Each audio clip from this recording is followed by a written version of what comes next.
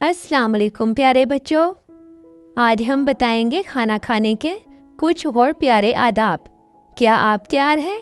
चलिए शुरू करते हैं। बच्चों, हमें कभी भी दूसरे की प्लेट से खाना नहीं उठाना चाहिए, क्योंकि इससे दूसरे को बुरा लगता है और ये तरबियत और अदब के खिलाफ है। इस्लाम हमें दूसरों के इखलाक का लिहाज सिखाता है। प्लेट में सिर्फ उतना ही खाना डालना चाहिए जितना हम खा सकें, क्योंकि ज़्यादा लेना और छोड़ देना ज़ाया करने के बराबर है और अल्लाह ताला को खाना ज़ाया करना पसंद नहीं। खाने में नुक्स निकालना या नखरे करना बुरी बात है। ये नाशुक्री की एक निशानी है, क्योंकि हर रोज़ी अल्लाह की तरफ से होती है।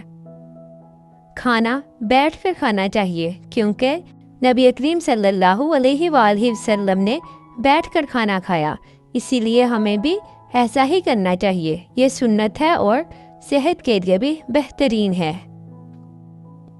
बैठने का तरीका भी अदब के मुताबिक होना चाहिए।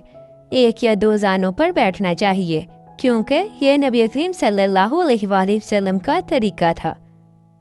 कभी भी खाने पर फूंक नहीं मारनी चाहिए। नबी सल्लल्लाहु अलैहि वसल्लम ने फरमाया है कि फूंक से थूक भी जा सकता है, जो नापाक है। अगर खाना गिर जाए तो उसे उठाकर साफ करके खा लेना चाहिए। नबी करीम सल्लल्लाहु अलैहि वसल्लम ने हमें इस नेमत का लिहाज सिखाया है। ज़ाया करना शैतान को पसंद है। खाने के बाद बर्तन को साफ कर लेना चाहिए, बरकत उसी में होती है। नबी करीम सल्लल्लाहु अलैहि वसल्लम ने कहा कि बरकत आखिरी लुक़्मों में होती है। खाना ख़त्म होने पर हमेशा अल्हम्दुलिल्लाह कहना चाहिए, क्योंकि शुक्र अदा करना मोमिन की पहचान है। अल्लाह शुक्रगुजारों को और देता है।